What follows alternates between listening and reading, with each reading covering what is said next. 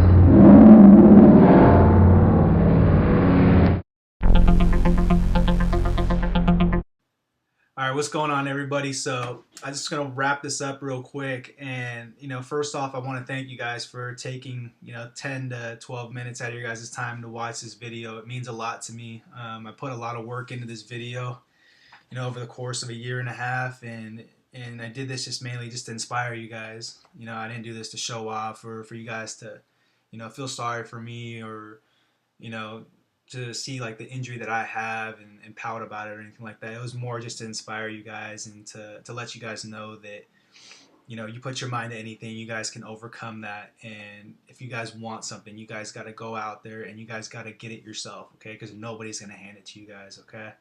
But I just want to say, with this whole journey, it's just really taught me a lot about myself, and the whole thing about, besides not being able to squat, ass to grass or below parallel. I mean, it sucked at first, but now it's not that big of a deal anymore. I'm thankful and grateful that I can even squat to parallel with the type of load that I did, in the video.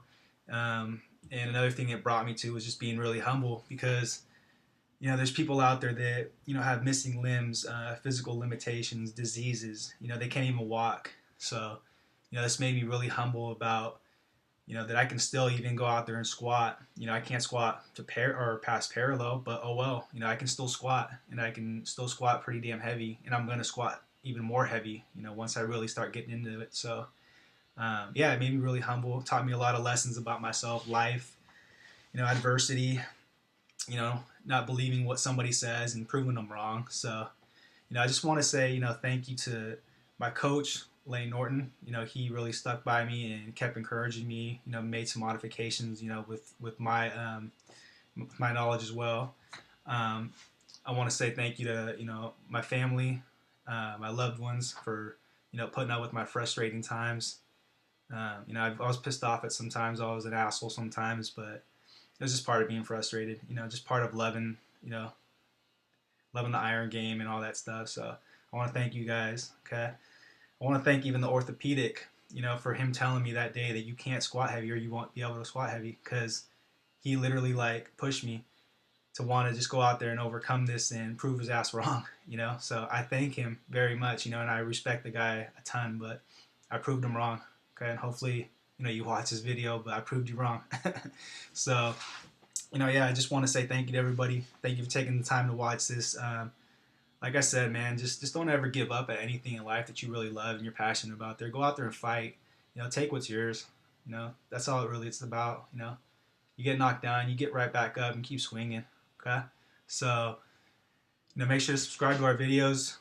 Check us out on Facebook, Twitter, all the other social media stuff. Peace.